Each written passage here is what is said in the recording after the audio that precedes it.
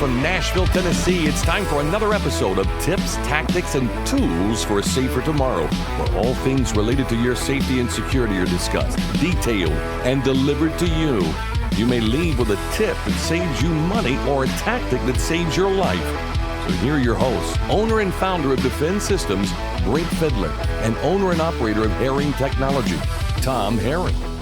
Hey guys, welcome to another edition of Tips, Tactics, and Tools for a Safer Tomorrow. Brink and Tom with you as always. I think by this point most of y'all know what we do, but if you're new to this, my company specializes in active violence mitigation training and some law enforcement training, and Tom owns Herring Technology, which is a solutions company. They're not a technology company, even though it's in their name. They're a security solutions company that can pretty much solve whatever security problem you have, and they have a lot of tools at their disposal to help you. So it just makes sense for the two of us to do this, because we operate in the same area, but we don't compete with each other, and we complement both what we're trying to accomplish, which is helping people keep themselves and their employees and their families and everybody safe, and empowering people to help themselves. So that's kind of what this show is all about. Plus, it's about education. A lot of people know they need more security, know that the world is dangerously developing, and know all those things, and they just don't know what to do about it, or what's out there, or what works, what doesn't work. So that's kind of how this was born, as Tom wanted to educate people more on technology and safety and all the things. So that's what this show is all about. So we're happy you're here if you're listening to us. Today we're going to talk about a specific shooting recently on April 17th at Florida State University, but we're also going to dive into kind of what the vulnerabilities are based on the location type, and in this case, a college campus. So if you're not familiar, the Florida State shooting happened April 17th. 2 people were killed.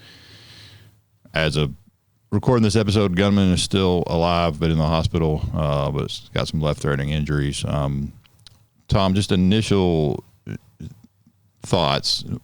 You know, I know you've seen a lot of the video like I have, but initial peel back of what they were up against, just from a safety and security standpoint, based on what you saw. It's one of the hardest situations that we deal with as far as an open campus. It is a very public place. Doesn't have to be a university. It can be a park. It can be, a downtown square. It can be whatever. The hardest to put in technology for prevention. You're dependent on the people there that are not trained for that. You can have cameras and everything, but you still can't detect a weapon. There's no point of entry at that time from when the shooting happened. So it kind of leaves us vulnerable, not only there, but at a lot of places. No fault to them. Sure. That's just, we live in a society where it is open and free to go. Makes these difficult for what we do as far as putting something in place. So you're dependent more on the knowledge of everyone. And we have been fortunate in the past in our country to not have to live fearing these things. Mm-hmm. That is changing. I know just from this shooting alone, there is a female student that's been involved in 2 active shooters now. Yep. One in high school, then one in college. It's time that we start addressing it. It comes a lot to your training and situational awareness. Response was good in this situation. It was an odd one. Very odd. Son of a law enforcement officer, and involved, not that we know every detail on them right now, but it had a lot of question marks around this one. Yeah, and there still are, and there always will be, right? I mean, people will be asking questions about this event, and for years and years to come, especially the people that were involved in it, that just goes with you forever. I think it's Stephanie Horowitz was who you're talking about. So she was a freshman at Parkland, Florida, at Marjorie Stoneman Douglas High School in Valentine's Day of 2018 when that shooting occurred, and then she was present for this shooting at Florida State. I mean, and it's not the first person that I've heard of who's been present at more than one. And so to your point, we do need to start addressing it, and I think some people are. But it's such a balance. We live in a free society, right? So nobody wants to give up our freedom, and I don't disagree. But when you're talking about the spaces you're talking about, technology is helpful, but in that case, even with weapons detection technology riding on those cameras, right? Like, I don't know, you and I are both fans of Zero Eyes. So even if Zero Eyes had detected a weapon, great. They've sent an alert that gets the ball rolling. But if he comes out shooting, and that's the first opportunity for that technology to pick up that weapon system, which in this case it sounds like it was, and we'll get into kind of the specifics of that in a minute. Well, you have human notification at that point too, because there's shots being fired and you have witnesses. And so back to, obviously get really good training for the cops so that they know how to respond and handle business, which in this case it sounds like they did and did very well. They actually ended up shooting him in the face, I think in the jaw. Like I said, at this point he's still alive, but the people there, and we talk about this just off our podcast and with each other all the time, but the data supports the difference being made and the people in the event having the knowledge of what to do. That's what every one of these events we break down, that's what the data continues to scream.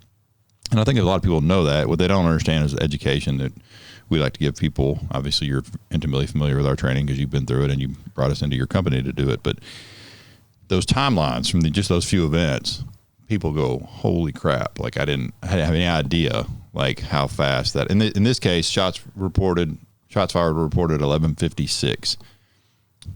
A campus-wide lockdown went out 4 minutes later. That's good. That's fast. But you know what can happen in 4 minutes? It's generally over. Yeah. Parkland, Florida, the one we already hit on. Now, that whole event lasted a little over 7 minutes, but the time that he was actually shooting people was less than 4 minutes. And he shot 34 and killed 17 in 3 minutes and 57 seconds. So, yes, technology is important, but on these campuses where they're just open and we don't want to give up our freedom, I think it's incumbent upon, we said this earlier today in a meeting we were in, that it's incumbent upon the organization, whatever it is, business, doesn't matter, like, to do everything you can to provide a safe space for employees, students, visitors, all the things you were talking about earlier today. And the harsh reality is we will never be able to stop every single thing. It's how do you mitigate it to cut the casualties down, the response, the treatment. It's how do we get better at it? We haven't eliminated fire, but Sure. We've done a lot about it to protect people in buildings that fires still occur. Earthquakes still occur. One of the encouraging things that I kept hearing as I was hearing stories coming out, and hats off to the schools that had done, active shooter training. There were several, they hadn't received it at Florida State where they were, but they had when they were in high school. Mm-hmm. So they knew what to do. That was encouraging. That's not something 10 years ago that you would hear. Yep. Matter of fact, I was watching an interview last week of a victim in the Virginia Tech shooting. Mm-hmm. And she was shot twice in the back at separate times, mm-hmm. even when he entered the room and did it. And unfortunately for her, Virginia Tech was at a time before we were taking full notice of what was going on and coming out. She was from California, and she went into earthquake mode. Mm-hmm. Literally, the training that she had, which was turn around and grab her desk and get under her personal little desk, not mm-hmm. a big desk. And, he came by, shot her once, left, came back, shot her again, actually fired a third shot that missed her head. But Is it Christina Anderson? Is that her name? It could have been. I don't remember. Yeah, I think I know what you're talking about. But it's like we always say in training, and when you're teaching, you fall to the level of your training. Yeah, you don't rise to the occasion. You fall to your training. Yeah. Mm-hmm. And she had earthquake training. Right. Now, however many years later from Virginia Tech to the one at Florida State. Virginia Tech was 2007, so 18 years. So we're making progress. Yeah. We're hearing stories of, hey, I had active shooter at my school. I knew to get in this corner. I knew to do this. I knew, so that's encouraging. But we can't stop there. No, agreed. And if the number one recommendation in the Sandy Hook After Action report was classroom doors are locked from inside the room, which that was the number one recommendation in the Sandy Hook After Action report, why is there any classroom in America that doesn't lock from inside the room? And in this case, Florida State, that was one of the issues in one of those buildings right there that had classrooms in it. There were kids that reported they had the ability to go in the room, but no way to lock the door from inside the room. So whether it be with a key or whatever, but it was not an easy process to do. Right. To lock from inside the room. And so the pushback, I'm a huge fan of push button locks. And you and I both know what those are, but for the audience, it's basically like what you have at home. You push the button on the inside of your door and it clicks and you know it's locked, because that's instant visual and audible confirmation the door's locked, even if you don't know anything about it. And the pushback I get from administrators and I guess some kind of old school architects is always, well, we don't want kids, whether young or college age, to have the ability to go in that room and lock the door and do bad stuff. And I look at that person and say, use your key and open the door. I don't, they can still go in the room and close the door and do bad stuff. And the only difference is now it's locked or it's not locked. Well, you as a admin, a teacher, whatever, just use your key and open it. It's no different than reaching to the handle and open it if it's unlocked. I mean, we've got to get outside of the box of where we're thinking. And to your point earlier on fire, we did something. It's been over 60 years since we lost a kid in a school fire. But to your point, school fires still happen, right? Correct. So it is about mitigating. And how do you mitigate damage? Number one, people in the event knowing what to do. Number two, trauma and the ability to treat trauma pre-hospital. Because how long is it going to be before you get help? I don't know. We know a lot about other events, but I don't know. Well, and that's something I want to talk about is the reality in these events is that timeline. Mm-hmm. It's not just the response of what all has to go in. And I don't think, you've done trainings, you've watched simulations, you've done simulations. I mean, we see it. The reality is, after a shooting, once law enforcement arrives, how long that process is before treatment begins. Mm-hmm. And we talk about it and it seems quick. Even if it's 15 minutes, you're thinking, man, it's 15 minutes. When you're in that situation, the common everyday public people, look at it as 15 minutes out of a day. That is 15 minutes of eternal hell when you're in it. Oh, sure. And 15 minutes seems like hours. And it's just, we're not aware of that, thank goodness. But at the same time, you have to know that to know how long it's going to be before you can administer help even, until the building's cleared and secured. You said it in the meeting we had prior to this. Oh, yeah. Stop the killing. Stop the dying. Stop the dying. But it doesn't matter what jurisdiction you're in. It's stop the killing, stop the dying, evacuate the area, process the crime scene. And so whether you move to Oregon tomorrow, the priorities of work for law enforcement don't change. And I'll brag on Metro Nashville Police just because I used to work there and I know what they're doing from a medical perspective. And most agencies are seeing the light that hey, there's more we can do to train our officers from a medical perspective. Vanderbilt University tracks that medical program at Metro that they started in fall of 2018. So every officer in Metro gets a 2-day medical course. It's a certified course. And since they started that course, Vanderbilt has credited Metro Police with saving over 600 people's lives in this town. to your point on how long it's going to be, I don't know, even 15 minutes, but a complete femoral disruption, you can be dead in 3 to 4 minutes. Are there things you can do if you don't have a tourniquet? 100%. And it's not makeshift tourniquets, by the way, folks, if you're listening, makeshift tourniquets don't work. Pressure points do. But I know, obviously, covenant shooting for both of us is very raw and personal, and here in Nashville, and just those of y'all that don't know our connection, watch another episode. I'm not going to get into it, but I know, like, from that event, like, I have the police radio traffic, right? And I know for a fact that it's over an hour into that event, they are still getting kids and teachers out of classrooms. So if you think you're waiting on EMS, like, no, you're not. And that's why, like, people that buy trauma gear, these bleeding control kits, which I know you're very familiar with, they'll buy 3 or 4 and put one in each AED cabinet. That you can't leave your classroom during an active shooter event to run down the hall. I say you can't. You shouldn't leave your classroom during an active shooter event to run down the hall and get the trauma kit. They need to be in every classroom. They should be in every classroom in America. End of story. Just that they should be. But those are things that I think the everyday public doesn't realize, and that's the I don't want to say the shock factor, because we don't do shock and awe.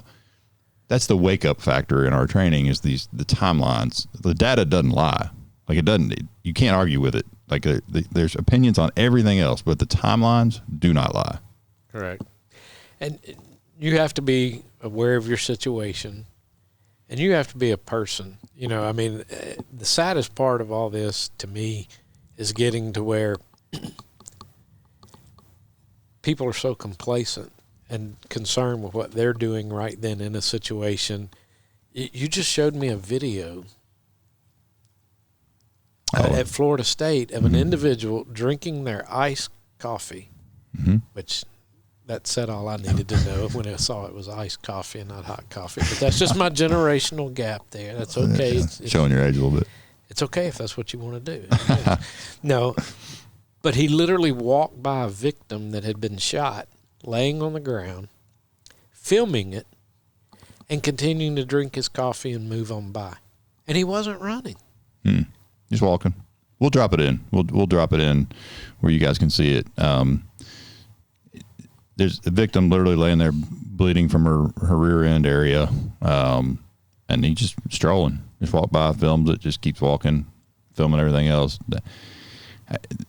I'm not going to give that any more time than it's worth as far as who that person was and the decision they made.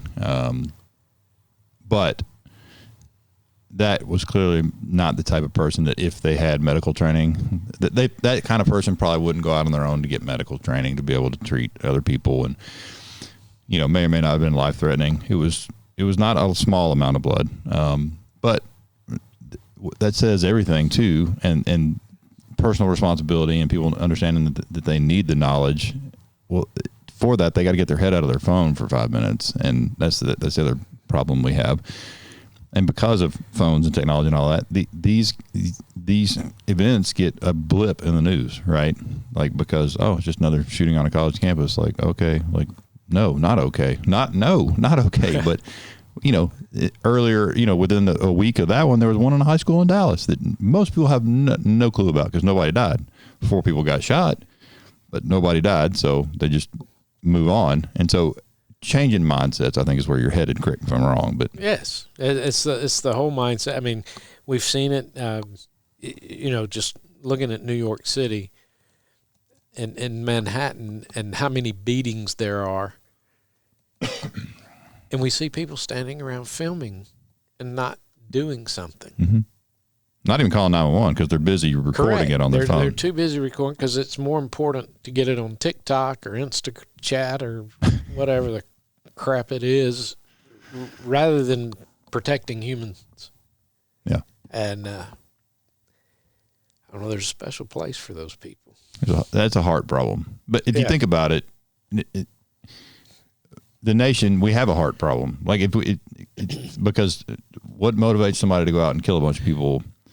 You know, I don't know. I'll never understand it. And all their motives are different. So we talk about that a lot. People ask me, well, did we ever figure out why the guy in Vegas did it? I say, what difference does it make? It's not going to change the next one, because the why for all these people is different. I want to circle back on Florida State and just kind of talk through the event a little bit so people understand what happened. And obviously the details are still a little murky because we're just a few weeks out. So, you know, the more detail may come out. But Apparently the guy pulled up, it sounds like in an orange Hummer of all things, but and initially started shooting at people with a rifle. From there, it sounds like, because what I read is the law enforcement found the rifle in his vehicle. They also located a shotgun in the student union building, so apparently at some point he had a shotgun and then a pistol. And I know some of the video I saw him walking around the quad, like just randomly shooting at people. Obviously hugely problematic for all those people, but especially if you've never been told a few things on specifically what to do, the difference between cover and concealment and why those are important, and all the things. All these could always be way worse. We say that all the time. Obviously, in this case, it could have been as well. There was a little bit of light shed on the fact that his mother, and you hit on this already, but his mother was a deputy, and so he grew up in a law enforcement family. And I think the handgun, my understanding is the handgun used belonged to his mom, and people wanted to make a deal of that. And I get why, but understand he's 20 years old. Like, unless there's obvious mental health issues or whatever, if there weren't any clear signs for mom, then I got no issue with a 20-year-old child of mine having access to firearms if I feel like they're properly trained and I don't have mental health issues. Now, we don't know what all that was, but neither here nor there. Bad people are going to find a way to do bad things regardless. So we're not going to get into that debate. But I did find it interesting, though, in this case, the variety of firearms, right? That you used a rifle, a shotgun, and a pistol, which that's unusual. The shooter at Covenant used a rifle, I'd argue a handgun, carbine rifle in addition, and then a pistol. But part of her initial plan also involved a shotgun. When they did the search warrant at her house, they located a shotgun in her closet, and come to find out, the reason she didn't use it, she felt like she wasn't as proficient with that weapon. And she actually wrote about it in one of her whatever crazy rantings. But, all those are potentially devastating weapons. But the rifle and the shotgun, who am I telling you from Mississippi? I mean, you grew up in the sticks in Mississippi. A shotgun was your best friend, probably. I don't know at what age. Between 8 and 9. Yeah. Yeah, so you understand, and people that listen to this, some of y'all don't necessarily know weapon systems, and that's fine. That's what we're here for, give you an education. But a shotgun to the human body is a devastating weapon. So my point is, between the rifle, the shotgun, him going on the move with the pistol, all those things, we're lucky there was not a higher body count. There were 2 people killed. One was a vendor, so not a student, but a vendor who was on campus, and another one was an employee, I think, of the food service, I want to say.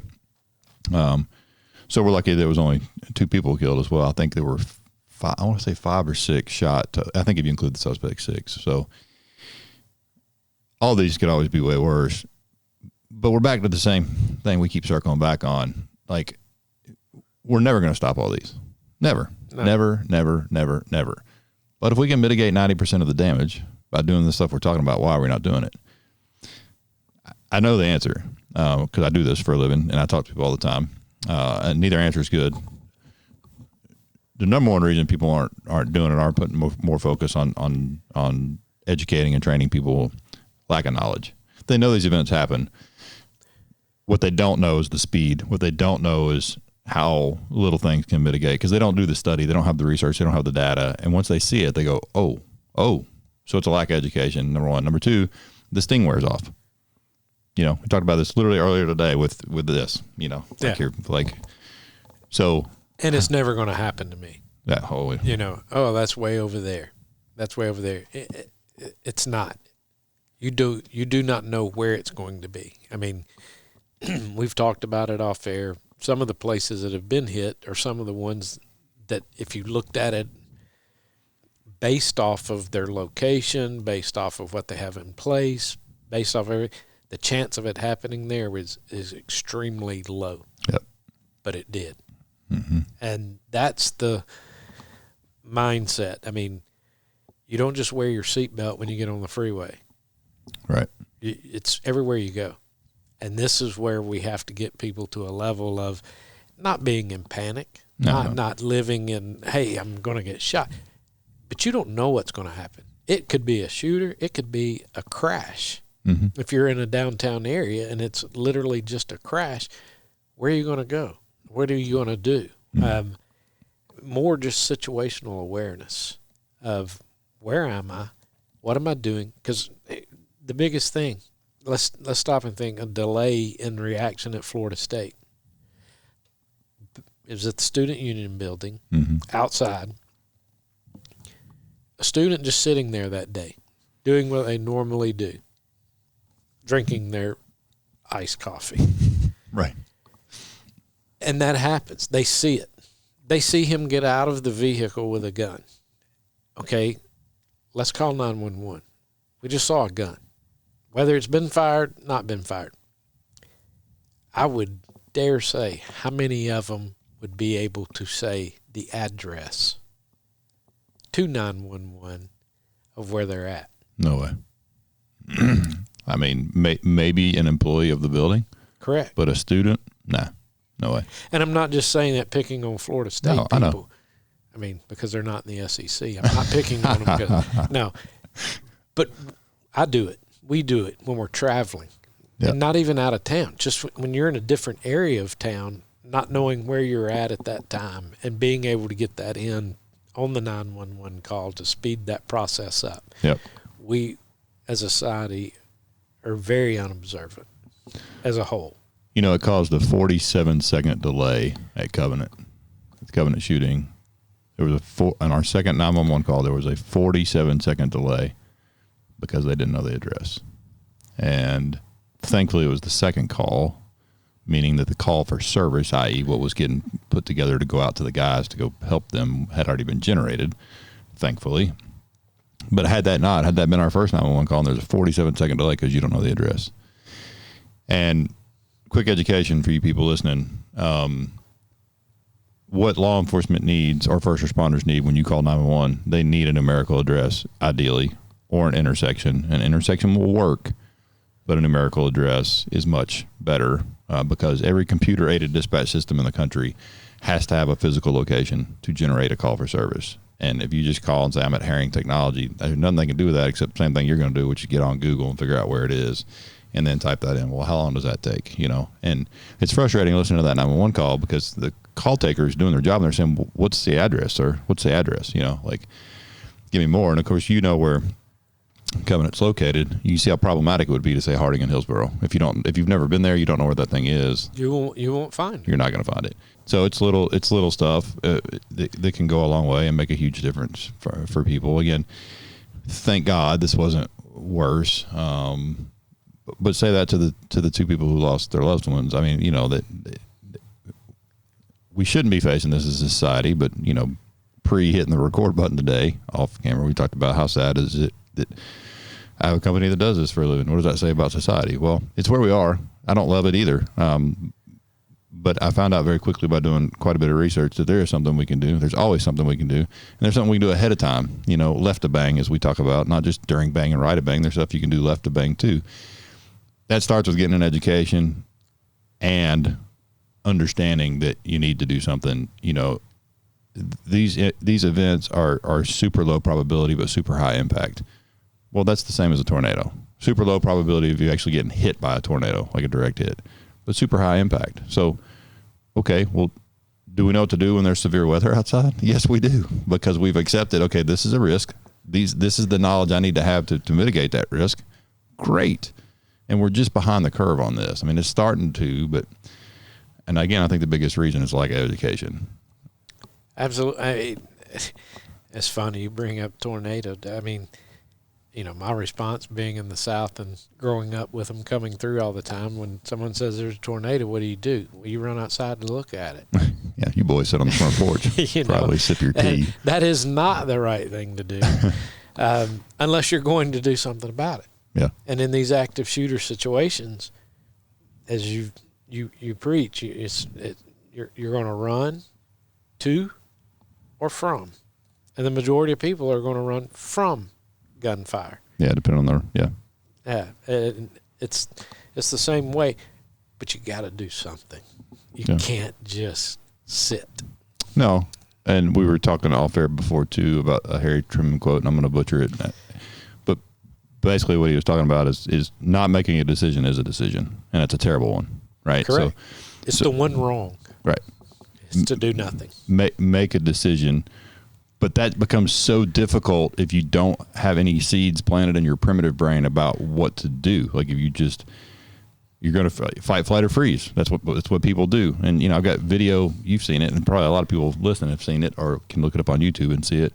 There was a shooting at the Panama City School Board several years ago, and after a guy opens fire on the school board, there's a guy you see sitting up there that freezes for almost 5 seconds in his chair after the first shot is fired. He just freezes. And I would venture to say he didn't have any training. Training doesn't always fix fight, flight, or freeze, but it sure helps quite a bit. But in your video that you just mentioned, there's one lady that gets up and runs out, forgot her purse, and went back in to get. No, she didn't come back. She as she stood up to leave, she grabbed her purse and her shawl and packed her stuff. Yeah, and pushed her chair back under. That was a different lady, but the clerk, on that video, it's if you guys haven't seen it, look it up.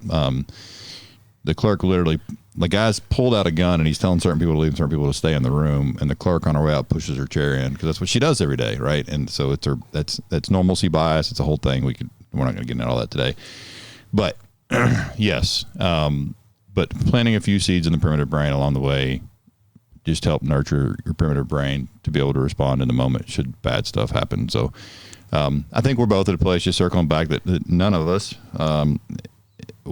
want a society that we're not free. But because of that, our freedom comes with a price, and that's a balance between freedom and risk exposure. And responsibility. 100%. And two kinds of responsibility, just wrapping this thing up. Responsibility for organizations, but personal responsibility. Correct. Take responsibility for yourself, your ability to make good decisions under stress, your ability to treat yourself, your family, people you love, all those sorts of things. You don't have to become a certified paramedic or ninja overnight, but take some personal responsibility to help yourself. Our company mission statement is we empower you to save lives, including your own. Again, that's what the data continues to scream at us. So people take personal responsibility for your actions. Do not count on your organization. Do not count on your school. Do not count on your company to have all these things in place to protect you. Should they? Yes, but do not count on that. And don't count on first responders to be there to protect you, because stuff happens too fast. Take some personal responsibility, get a little bit of training, and not just you, but the entire situation will turn out better if that happens. Because again, we got the data to support it. We're going to wrap this episode. Obviously, as these events unfold, we'll circle back and talk about what's happened at the events. We also don't do this to fearmonger or anything like that. It's just to educate. It's why we're here. It's why Tom called me, I don't remember how many years ago it was now, and said, "Hey, you want to do a podcast?" And here we are. Because he's so passionate about not just helping people stay safe, but educating them on how to do that. And that circles back to the personal responsibility thing. So educate yourself. Obviously, if you're listening to us, it's because you're trying to get some more knowledge around this, and we love that. If you have ideas, show topic ideas or guests or whatever, by all means, shoot us an email on that. Probably best to come to info@defensesystems.com, and we'll look at that and get that together. But that's going to do it for this edition of Tips, Tactics, and Tools for a Safer Tomorrow. You can always find us on all the social media. I already gave the email, and thanks for listening. I'm out.